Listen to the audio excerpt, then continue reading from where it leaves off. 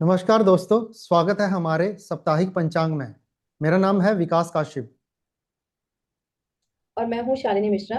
आइए जानते हैं 16 मार्च से 22 मार्च तक का पूरा सप्ताह कैसा रहने वाला है, इस सप्ताह की खास योग तिथियां और व्रत त्योहार, ताकि आपका पूरा सप्ताह भी शुभ हो, सफल और सकारात्मक ऊर्जा से भरा रहे। यह सप्ताह शुरू होगा 16 मार्च सोमवार को द्वादशी तिथि के साथ और समाप्त होगा 22 मार्च रविवार को चतुर्थी तिथि के साथ। तो आगे हम बात करेंगे योग की। तो सबसे पहले बात करते हैं सर्वार सिद्धि योग की। तो 22 मार्च सुबह 4:05 पे शुरू होगा और 21 मार्च सुबह सूर्योदय पे समाप्त होगा। सर्वार्थ सिद्धि योग का अर्थ है हर प्रकार के कार्य की सफलता की संभावना। अगर आप नया काम शुरू करना चाहते हैं, कोई निवेश करना चाहते हैं, किसी भी तरह का कोई मांगलिक कार्य, शादी तय करना है, गृह प्रवेश है या कोई इन्वेस्टमेंट है, जॉब ज्वाइन करना है, बिजनेस स्टार्ट करना है या कोई नया प्रोजेक्ट साइन करना है, तो इन सभी कार्यों के लिए ये बहुत ही शुभ समय है। यानी कि कोई भी महत्वपूर्ण निर्णय लेना चाहते हैं तो इस समय को काफी शुभ माना जाता है। सही शब्दों में कहें तो सही समय पर किया गया काम सफलता को और आसान बना देता है। आगे है अमृत सिद्धि योग। तो 22 मार्च को सुबह सूर्योदय पे शुरू होगा और रात को 2:28 तक रहेगा। अमृत सिद्धि योग को शास्त्रों में अत्यंत मंगलकारी योग माना गया है। इस समय किए गए कार्यों में स्थिरता और सफलता की संभावना बढ़ जाती है। अगर आप किसी नए प्रोजेक्ट, नई योजना या किसी महत्वपूर्ण मीटिंग की शुरुआत करना चाहते हैं तो यह समय काफी अच्छा माना जाता है। आगे है रवि योग। यह योग 21 मार्च को रात को 12:38 पे शुरू होगा और 22 मार्च रात को 10:43 तक रहेगा। रवि योग को ज्योतिष में दोष नाशक योग कहा जाता है। मतलब अगर किसी काम में छोटी मोटी बाधाएं आ रही हो तो आप इस योग में उस काम की शुरुआत करें। इससे जो भी काम में रुकावटें आ रही हैं वो सब कम हो जाती हैं।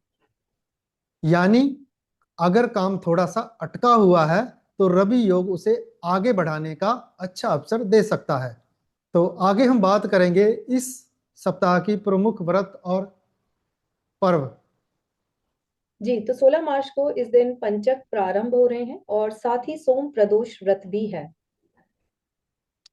ज्योतिष के अनुसार जब चंद्रमा कुंभ राशि से होकर मीन राशि तक जाता है तो पंचक लगते हैं। यह अवधि कुल मिलाकर 5 दिनों की होती है, क्योंकि इन 5 दिनों में चंद्रमा 5 नक्षत्रों से होकर भ्रमण करता है।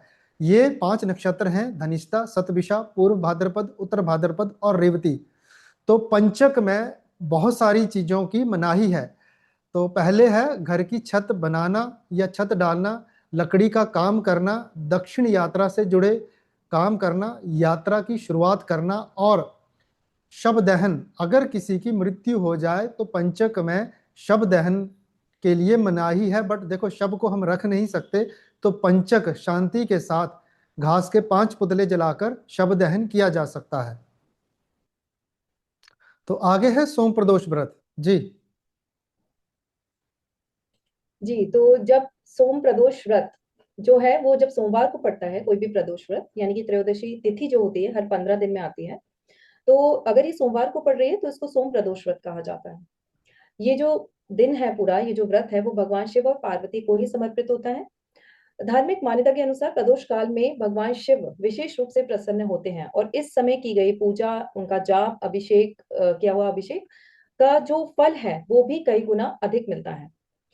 सोम प्रदोष व्रत किस किस को करना चाहिए? जिनको किसी भी कार्यों में बाधाएं आ रही हैं, स्पेशली जिन जातकों को विवाह में बाधा आ रही है, वो अपने जीवन साथी को तलाश कर रहे हैं और उनको कहीं ना कहीं किसी ना किसी तरह की समस्या उत्पन्न हो रही है, वो इस व्रत को कर सकते हैं। या मैरिटल लाइफ में यानी कि वैवाहिक जीवन में किसी भी तरह का तनाव या मतभेद हो रहे हैं तो वो भी इस व्रत को कर सकते हैं। कोई विशेष मनोकामना होने पर भी आप इसको कर सकते हैं। अगर हम ज्योतिष की दृष्टि से देखें तो सोमवार जो है वो चंद्र ग्रह का दिन है, यानी कि मून चंद्रमा का दिन है। इस दिन मन बहुत अशांत रहता है। जिनकी कुंडली में चंद्रमा स्पेशली कमजोर है उनके लिए ये व्रत बहुत प्रभावकारी या लाभकारी भी माना गया है। तो इस दिन व्रत रखकर शाम के प्रदोष काल में भगवान शिव को जल, दूध, बेलपत्र से अभिषेक करें, ओम नमः शिवाय का जाप करें, शिव जी की आराधना करें। ये आपको शुभ फल प्रदान करेगी। साथ ही साथ मान्यता ये भी है कि श्रद्धा और भक्ति से किया गया सोम प्रदोष व्रत जीवन की जो भी बाधाएं आ रही हैं उन सभी को दूर करता है और शिव की कृपा से जीवन में शांति और समृद्धि भी लाता है। जी। 17 मार्च को है वरुणी योग। तो जल से जुड़े पुण्य कर्म जैसे स्नान, दान और शिव अभिषेक का ये विशेष महत्व बताया गया है। 19 मार्च को है चैत्र अमावस्या। ये दिन पितृ तर्पण, ध्यान और दान पुण्य के लिए विशेष मानी जाती है। 21 मार्च को है श्री मत्स्य जयंती। तो भगवान विष्णु के प्रथम अवतार मत्स्य अवतार का पावन दिन है। जी। तो इस सप्ताह में है शुभ योग भी और आध्यात्मिक ऊर्जा भी और पंचांग की कई महत्वपूर्ण तिथियां भी। और अगर आपने अभी तक हमारे चैनल को सब्सक्राइब नहीं किया है तो यह काम आज ही कर लीजिए, क्योंकि हर सप्ताह हम लाते हैं पंचांग की ऐसी ही सरल, रोचक और उपयोगी जानकारी। तो इसी के साथ समाप्त करते हैं इस सप्ताह का पंचांग। धन्यवाद। अगले सप्ताह मिलेंगे नई जानकारी के साथ। धन्यवाद।